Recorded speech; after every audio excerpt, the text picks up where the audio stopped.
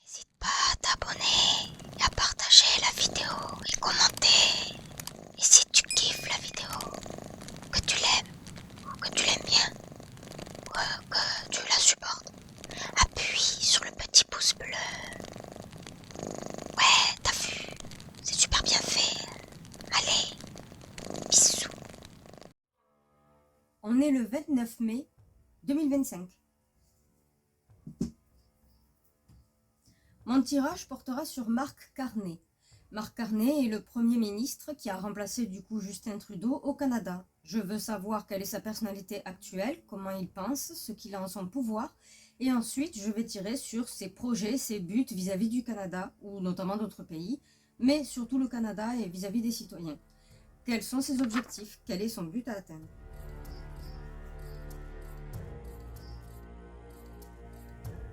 Émotionnellement, McCartney est assez accroché à sa famille. Depuis très longtemps, je suppose qu'apparemment son nom de famille compte, sa lignée compte, et il est très attaché à ses ancêtres, l'histoire de sa famille, l'histoire de sa lignée. En ça, depuis le début, il est très, très soutenu, il se sent apaisé au niveau familial, donc pour lui, il n'y a pas de trahison familiale, il n'y aura rien de tout ça. Très, très soutenu. Par contre, d'un côté, ce qu'il dit être nécessaire pour le pays est un mensonge. Ce qu'il évoque sans arrêt et ses colères, comment dire, les cris qu'il donne par rapport au pays, ben, apparemment, c'est pas vrai, ce n'est pas la réalité. Il a tendance à faire ce genre de choses, ou en tout cas, même ce qui est nécessaire pour le pays, tout du moins, ben, il pourrait mentir et partir en conflit, petit conflit, d'accord, mais partir en conflit vis-à-vis de ça, pour les nécessités du pays. Voilà. Il est prêt à détourner la vérité et à rentrer en conflit, en contradiction contre d'autres pays, pourquoi pas, au nom des nécessités qu'il estime être bon pour le pays, ou peut-être lui-même d'ailleurs, mais en tout cas qu'il estime être nécessaire. D'un autre côté, il fait très attention malgré tout, malgré qu'il ait déjà eu succombé à la tentation, donc à ce qu'on peut lui promettre, les avantages qu'il pourrait gagner et tout ça. Comme il s'est déjà fait apparemment avoir, il met beaucoup de temps avant de céder à la tentation, voire même une fois qu'il a accepté quelque chose, il songe énormément là-dessus, mais pour ça il faut qu'il soit isolé, mais il songe énormément là-dessus sur les possibles mensonges qu'on lui aurait sortis, les possibles coups de pipeau et de flûte qu'on lui aurait sortis. En ce qui concerne mentalement, eh bien pour lui, fini les conventions, fini les... comment on appelle ça, quand on fait des courbettes et que l'on veut obtenir quelque chose par chantage, par comment on appelle ça, des compromissions. Fini les compromissions, fini le fait d'accepter de ployer un petit peu le genou. Mentalement, il ne veut plus faire ça. Ça ne l'intéresse pas. Il veut mettre fin à ce genre de comportement-là. Il ne ploiera pas le genou. Il ne ploie pas le genou. En tout cas, ce n'est pas ce qu'il souhaite.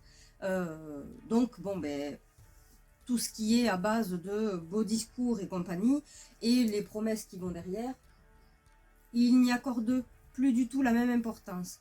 Il ne fait plus de compromission. Il ne donnera plus de son temps, de son âme, de son être pour tout échange qu'il proposera ou tout contrat à signer, tout accord qu'il devra signer.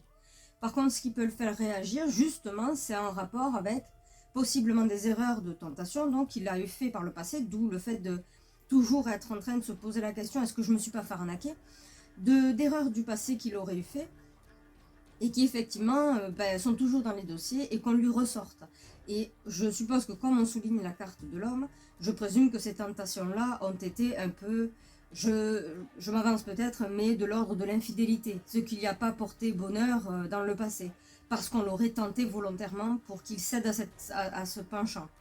Donc si on lui en reparle et qu'on lui remet sur le devant de la scène alors que du coup il a été blessé et se méfie énormément de ce qu'on lui propose ou de ce qu'il a devant lui, eh bien ça peut le faire réagir au quart de tour, c'est-à-dire une réaction hyper émotionnelle sans réfléchir, avec des fois des choses que l'on dit ou que l'on fait que l'on pourrait regretter sur le coup de l'émotion.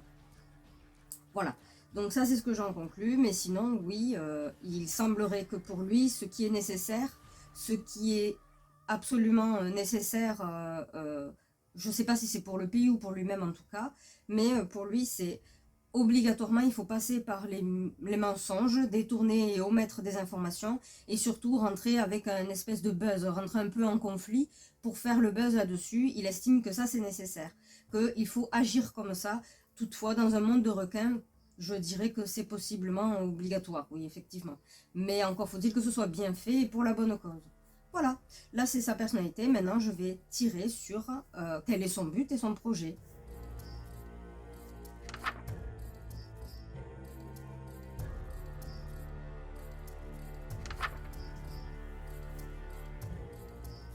De ce que j'en sors, il apparaît que l'utilisation des médias soit son fort. Il va beaucoup utiliser la médiatisation. Il va monopoliser les médias. Il va éviter, c'est un petit peu version, c'est pas la version chinoise, mais c'est dans le même principe. Il va beaucoup utiliser les médias pour faire parler de lui, de ses convictions, de ses conflits, de ce qu'il est en train de faire et tout ça. Bref, il faut qu'on le voit plus lui que d'autres chefs d'État ou d'autres pays en question. Donc ça, c'est son but. Il a passé des contrats, justement, des accords avec, je suppose, tous les réseaux médiatiques qui concernent le Canada. Et il va faire en sorte de complètement vampiriser, bloquer les médias au niveau de l'actualité. Donc il est fort probable qu'au Canada, ils finissent par en entendre beaucoup parler de lui.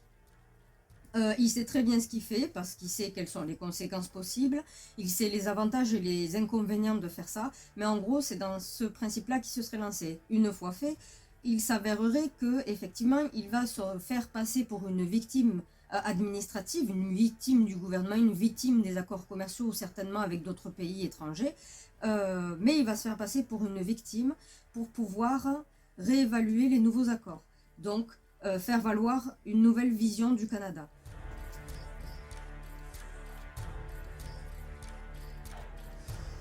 Il se pourrait qu'il parle de un contact privé, donc un contact à son propre domicile, le fait qu'on essaye de le contacter, quoi, mais possiblement venant d'un pays étranger, et qu'il en reparle, qu'il en parle en tout cas, et par ce biais-là, il se fera donc passer pour une victime, comme quoi on le menacerait, ou ce genre de choses en gros.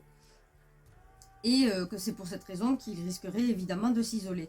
Mais on le menace, on menace son poste, on le menacerait lui, peut-être pas sa vie, hein, mais juste son poste et vis-à-vis de sa position de Premier ministre. Il va le faire valoir, je suppose du coup médiatiquement, pour se faire passer pour une victime. Je suppose que le but est de se faire suivre par les citoyens eux-mêmes, pas spécifiquement pour des accords commerciaux, ou peut-être s'il en a le pouvoir, pourquoi pas salir un pays qui voudrait passer d'autres accords commerciaux avec d'autres pays. En soi, il s'avère aussi qu'il va apprendre quelque chose. Il va apprendre quelque chose sur une femme de pouvoir, une femme qui a du pouvoir en tout cas, qui... Je ne sais pas si c'est la même femme qui est sortie à chaque fois que j'ai tiré au niveau des États-Unis et tout ça, mais en tout cas c'est une femme qui a beaucoup de pouvoir, mais il va apprendre qu'en fait cette femme n'est autre qu'une marionnette d'une... comment dire ça, d'une sorte de think tank ou de secte ou de religion, on s'en fout. Donc d'une sorte de think tank ou de secte, je vais dire ça comme ça. Secte ou religion, voilà. Il va apprendre des nouvelles vis-à-vis de cette femme, il va apprendre des choses vis-à-vis de cette femme qui n'est autre que le produit fini de cette représentation de cette secte ou de cette religion. Il va en parler, ou pas d'ailleurs, non, parce que ce sont ses buts et ses projets. En tout cas, il va le constater. Ça va d'ailleurs le mettre dans une grande difficulté parce qu'il s'avérerait que cette secte ou cette espèce de think tank ou secte, il s'avère qu'ils ont beaucoup de pouvoir. Et ça, vraiment du pouvoir un peu partout. Et ils ont la main sur beaucoup de choses. En tout cas, par le biais, par procuration d'autres adeptes en question. Et là, ça va lui poser des difficultés, ça va lui poser des problèmes. Lorsqu'il va apprendre ce fait-là. Donc, s'il a des projets plein la tête pour le Canada, si vraiment c'est sincère ou pas, mais en tout cas, ces projets qu'il a en tête, il va falloir jongler avec cette personne-là qui a beaucoup de pouvoir, mais qui n'est autre que le produit fini de cette secte, quoi, de ce think tank un peu particulier.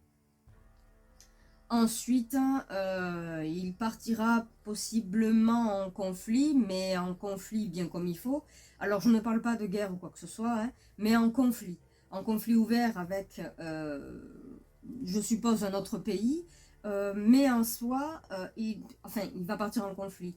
Il va partir, il va faire en sorte de déclencher un conflit avec un autre pays auquel il mettra fin pour obtenir ce qu'il veut. En gros, un pompier pyromane. Un pompier qui va mettre le feu d'abord et puis va dire oh mon Dieu, mais mon Dieu, j'ai les moyens de pouvoir éteindre ce feu en un claquement de doigts. Et effectivement, il va arriver à éteindre le feu en un claquement de doigts. Tu m'étonnes.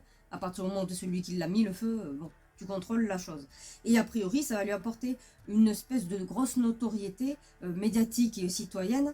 Ça va lui apporter un gros plus-value de faire ça. Donc, effectivement, il a le pouvoir de le faire. Il aurait le pouvoir de le faire, apparemment. Je ne me suis pas renseignée sur ce personnage. Hein. Il aurait le pouvoir de le faire, de solliciter, d'initier un conflit afin d'en être le vainqueur, parce qu'il est le déclencheur et il sait très bien comment le terminer. Et a priori, il obtient ce qu'il veut. Je n'ai pas dit que c'était bon pour le pays, mais en tout cas, le fait que ça va fonctionner médiatiquement. Les citoyens vont le mettre un petit peu sur un piédestal. Vont vraiment l'encenser à cause de ce fait-là. Je n'ai pas dit qu'il voulait le bien des citoyens ni du Canada. Il est possible que ce qu'il cherche à avoir, c'est vraiment extrêmement personnel et privé, et d'ordre peut-être même financier et égoïste, auquel cas ça n'étonnerait absolument personne.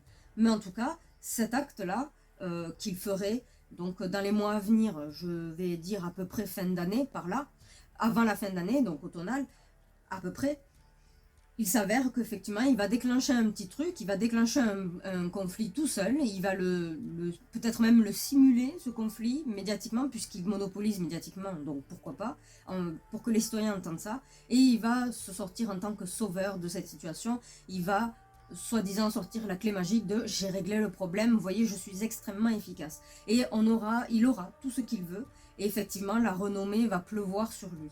Il aura une notoriété de fou, il sera très apprécié des citoyens, contrairement peut-être à Justin Trudeau d'ailleurs.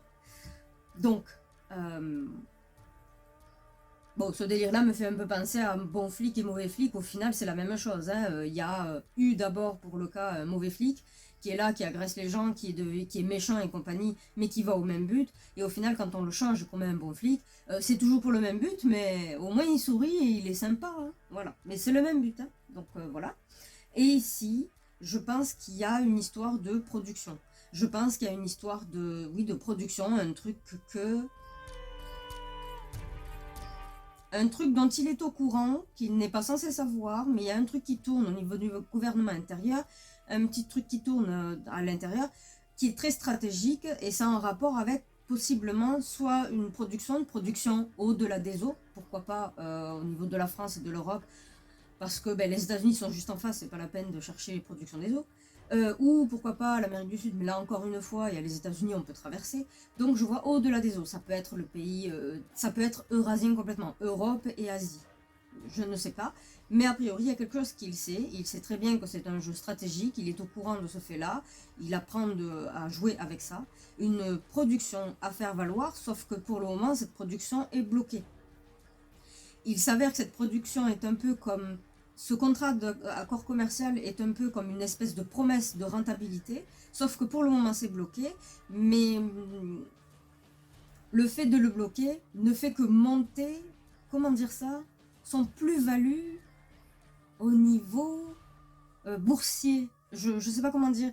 Le fait de promettre quelque chose, c'est un peu comme à l'époque l'histoire du Bitcoin et compagnie. Je suppose, enfin je vais prendre un exemple pourri en fait, hein, mais ça serait comme quelque chose que vous savez que les autres attendent derrière. Il l'a promis, il a été dans le détail, il a expliqué combien il gagnait, ils allaient gagner énormément, mais pour le moment c'est bloqué. Et le fait qu'il y ait un moment de possible lancement où on ouvre carrément les vannes, comme quoi on lance la production, tous ceux qui ont investi, au contraire, ils misent à fond dessus, ils misent à fond jusqu'à l'ouverture pour être le plus gros des actionnaires de cette production. Et pour le moment, c'est bloqué pour faire monter les taux. Les taux financiers, du coup. Donc, tout ce qui est profit et boursier. Je ne sais pas si c'est quelque chose, du coup, qui est au niveau de la bourse, hein, de toute façon. oui, je crois que c'est comme ça qu'on appelle ça, qui est au niveau de la bourse, qui n'est pas encore totalement lancé à fond, mais dont il y a énormément de promesses sur le plus-value. Et effectivement, c'est bloqué, cette production serait bloquée pour au-delà des eaux. Donc, le continent Europe, Afrique ou Asie. Hein. Et c'est une grosse promesse qui est là qui va être là pendant un bon moment. Et effectivement, il y a énormément de gens qui investissent là-dedans. Et ce sera le jeu à celui qui... Parce qu'apparemment, ça vaut le coup. Hein, et ce sera au jeu à celui qui aura investi le plus, qui en deviendra le plus gros actionnaire. Voilà, là, c'est ce que je m'aperçois. Donc, voilà. Alors, je vous laisse avec la conclusion d'ici quelques secondes, mais avant, donc si vous avez apprécié, je vous invite à vous abonner pour être au courant des prochains sujets que je vais traiter. Si vous avez des suggestions, allez-y franco. Alors je ne fais pas, hein, à titre personnel, je ne fais que l'actualité, les personnalités, et pourquoi pas une question complètement aléatoire, qui pourrait être crédible, ma foi, on s'en fout, mais une question aléatoire d'une situation hypothétique qui n'est pas communiqué, qui n'est pas validé, que l'on ne dit pas, mais pourquoi pas se poser une question, qu'est-ce qui se passerait si? C'est pour ça que j'ai une catégorie playlist et si. Donc c'est au niveau de la curiosité. Donc vous pouvez me suggérer ce que vous voulez, je vous lirai sans problème. Et si vous avez apprécié, je vous invite à cliquer sur le pouce en l'air à côté de s'abonner et partager à n'importe qui, parce que ça touche le monde entier. Ce que je tire, ce n'est pas des gens particuliers, ce ne sont pas des particuliers, ça touche le monde, c'est l'actualité, ça touche le monde. Et je vous invite à vous rendre dans la playlist, dans mes playlists qui sont disponibles, notamment celle-ci sera la playlist VIP, si je ne me trompe pas, ça concerne donc des personnalités, que ce soit politiques, que ce soit des stars, que ce soit, voilà, des personnalités. Voilà. Bon, mais je vous laisse et je vous dis à la prochaine vidéo, donc au prochain sujet.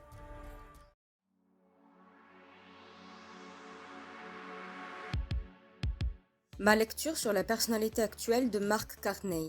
Il se pourrait bien que Mark Carney soit un homme dont la famille constitue le pilier inébranlable de son existence. On pourrait croire que depuis des temps immémoriaux, il aurait accordé une importance capitale à l'honneur et à la réputation de son nom de famille, comme s'il s'agissait d'un trésor précieux à préserver à tout prix. On pourrait raconter que cet homme possède une habileté déconcertante à manipuler la vérité, surtout lorsque cela sert ce qu'il considère comme étant vital pour son pays, le Canada, dans ses conflits avec d'autres nations. De son propre chef, sa vision de ce qui est nécessaire pour son pays pourrait être un labyrinthe complexe, bien différent de celle de ses compatriotes canadiens, comme s'il évoluait dans une réalité parallèle. Il se pourrait que Mark Carney, hanté par une erreur passée, ait développé une méfiance viscérale envers autrui. Cette erreur, telle une ombre persistante, l'aurait poussé à céder à une tentation fatale. Depuis lors, chaque fois qu'on lui présente une proposition alléchante, il se retirerait dans un coin de son esprit, prenant le temps de peser le pour et le contre, comme s'il cherchait à éviter de tomber à nouveau dans un piège insidieux. Il fut un temps où Mark Carney aurait pu être perçu comme un homme prêt à faire des compromis, mais les erreurs du passé auraient changé la donne. Désormais, il semblerait que cette époque soit révolue, comme si une porte s'était fermée derrière lui, le laissant dans une solitude introspective. Ainsi, si quelqu'un osait lui rappeler ses erreurs du passé dont il est douloureusement conscient, il pourrait réagir avec une spontanéité empreinte d'émotion, comme si une blessure ancienne venait d'être ravivée. Ces erreurs, qui semblent avoir un lien avec des relations privées, intimes, sensuelles, voire adultères, pourraient être la clé d'une compréhension plus profonde de cet homme complexe et tourmenté. Le but de Mark Carney. Il se pourrait qu'il ait été un personnage destiné à attirer tous les regards, à jouer un rôle de maître de la scène médiatique, une figure dont l'image aurait été déployée à travers tout le pays comme un héros patriotique brandissant fièrement le drapeau. Sa stratégie aurait été de s'armer d'un discours vibrant, de messages enflammés, qui auraient su captiver le public tout en utilisant sa popularité pour se présenter comme une victime, confrontée à des menaces et à des pressions venues d'autres chefs d'État ou de diverses administrations. Dans cette mise en scène soigneusement orchestrée, il aurait prétendu être harcelé, menacé, afin de gagner la sympathie des citoyens tout en orchestrant peut-être une interférence dans des accords commerciaux futurs dans l'ombre. Il se pourrait aussi qu'il ait rencontré des obstacles liés à ses ambitions, notamment à cause d'une femme, d'un pouvoir considérable, lié à un groupe influent, voire une secte ou un think tank, ayant une influence internationale. Peut-être qu'il aurait été confronté à un rival, un autre pays ou une autre personnalité dans une manœuvre discrète mais stratégique visant à le repositionner comme le héros sauveur tout en consolidant son pouvoir auprès des citoyens. Il est aussi envisageable qu'il ait été informé d'un projet industriel, peut-être dans une région éloignée, donc l'Europe, l'Asie ou l'Afrique, que ce projet aurait été bloqué pour une raison ou une autre, et qu'il aurait pu, dans l'ombre, faire durer ce blocage, utilisant ce retard pour attirer davantage d'investissements vers ses propres intérêts ou ceux de ses alliés. Il pourrait même avoir manœuvré par procuration, investissant massivement pour devenir le principal décideur ou actionnaire dans une stratégie de pouvoir dissimulé visant à asseoir son influence, à manipuler les événements en coulisses, tout cela dans une quête de domination ou de revanche. J'espère que mon partage vous a plu. Je vous invite à vous abonner et à activer la petite cloche de notification pour être averti de mes futures vidéos. N'hésitez pas à cliquer sur le pouce bleu et à me laisser un commentaire dans l'espace concerné si vous avez apprécié mon contenu. En plus, ça m'aidera beaucoup. Le sujet plus détaillé et complet du résumé que vous venez de voir se trouve en cliquant sur le lien juste en dessous de cette vidéo dans l'espace description et dans le commentaire épinglé. Je vous dis donc, rendez-vous au prochain sujet traité. À très vite!